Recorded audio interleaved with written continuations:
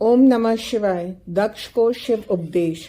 दक्ष बोला, हे विष्णु भगवान, मैं बड़ा भयभीत हूँ, मेरी रक्षा कीजिए। हे प्रभु, आप यज्ञ स्वरूप हैं तथा जैसे भी हो मेरे इस यज्ञ की रक्षा अवश्य कीजिए।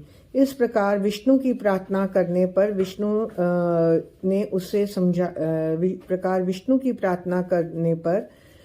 ने उसे समझाया, हे दक्ष, तुमने शिवजी को क्यों भुलाया? ये उसी का फल है। पूज्यों का अपमान करने पर पग पग पर आपत्तियां प्राप्त होती हैं। अतः तुम प्रसन्नता पूर्वक शिवजी की पूजा करो। देखो, तुम्हारी इस अनीति से हमारा भी प्रभाव क्षीण हो गया है। विष्णु के ऐसा कहने पर दक्ष का मुंह सूख गया और वह चुपचाप पृथ्वी पर बैठ गया। उसी समय वीरभद्र की सेना वहां पर पहुंची। उससे सभी दिशाएं व्याप्त हो गईं तथा पृथ्वी, समुद्र आदि सभी कांपने लगे। उस भयंकर दृश्य को देखकर दक्ष अपने मुख से रुधिर वमन करने लगा।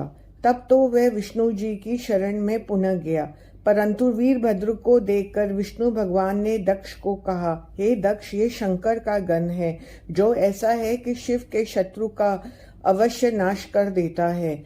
उसे कोई भी रोक नहीं सकता।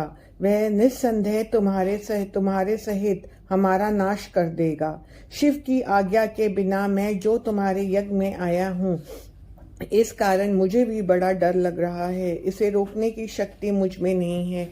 मेरे सुदर्शन चक्र का इस पर कुछ भी प्रभाव नहीं पड़ेगा। यदि हम यहाँ से भागें तो भी वह वीरभद्र अपने आकर्षण से हमें खींच लेगा। इसके शस्त्रों की गति आकाश, पाताल, पृथ्वी सभी जगह है।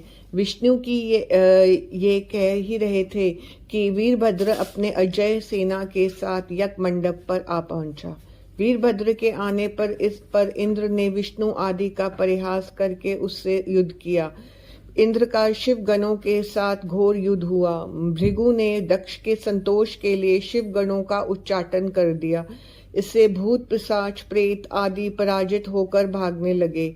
इस पर महाबली वीरभद्र ने क्रोध कर उनसे युद्ध किया और देवताओं आदि को त्रिशूल से घायल कर दिया। देवों की भयंकर पराजय हुई। वीरभद्र ने इंद्रादिक देवों से कहा, हे इंद्र, हे अग्नि, सूरज, चंद्रमा, कुबेर आदि देवों, तुम इस यज्ञ में क्यों आए हो? तुम क्यों आए हो? तुम्हें इसका मजा चखाऊंगा। फिर विष्णु और वीरभद्र का भयंकर युद्ध हुआ। दक्ष का शिरच्छेदन। वीरभद्र ने शंकर भगवान का स्मरण करके विष्णु के वक्षस्थल में त्रिशूल से प्रहार किया। इससे विष्णु मूर्छित होकर पृथ्वी पर गिर पड़े। फिर उठकर उन्होंने चक्र उठाकर वीरभद्र पर प्रहार किया, किंतु वीरभद्र ने अपने अद्भुत तेज से चक्र को रोक दिया। वह विष्णु के हाथ में ही रुक गया। विष्णु का भी स्तंभन हो गया। तब याज्ञिकों ने मंत्रों द्वारा उनका स्तंभन दूर कर दिया। फिर विष्णु ने अपना शंख धनुष उठाया, उसके भी वीरभद्र ने 3 टुकड़े कर दिए। तब तो विष्णु भगवान अंतर्ध्यान हो गए और अपने लोक को चले गए। उनके चले जाने पर वीरभद्र ने यज्ञ भगवान को पकड़ा और उनका सिर काट डाला। प्रजापति, धर्म, कश्यप और अरिष्टनेमी आदि मुनियों को पकड़कर लातों से मारा। सरस्वती जी की नखों से नाक काट ली। अन्य सभी देवताओं को पृथ्वी पर पटक पटक कर मार डाला। मणिभद्र नामक प्रतापी गणों ने भृगु की छाती पर पैर रखकर उनकी दाढ़ी उखाड़ ली। पूषा के दांत चंड नामक गण ने उखाड़ लिए, क्योंकि वे हंसे थे।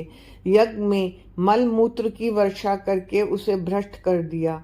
दक्ष यज्ञ की वेदी के भीतर जा घुसा था। उसे पकड़कर वीरभद्र ने उसका सिर का हाथ से ही पकड़कर मोड़ डाला और सिर उखाड़कर यज्ञ कुंड में डाल दिया।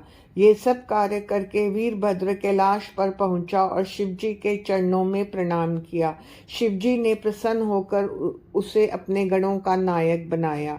ब्रह्मा का उद्यम। ब्रह्मा जी बोले, वीरभद्र के द्वारा दक्ष के यज्ञ का विध्वंस होने पर देवताओं ने दुखित होकर समाचार मुझसे कहा। तब मैंने कहा कि देवताओं का दुख मैं कैसे दूर करूं कि दक्ष भी जीवित हो जाए और उसका यज्ञ भी पूर्ण हो जाए। फिर मैं विष्णु लोक में जाकर विष्णु की स्तुति करने लगा। उन्होंने मुझसे कहा कि दक्ष ने अपराध किया है क्योंकि उन्होंने यज्ञ में शिवजी को भाग नहीं दिया।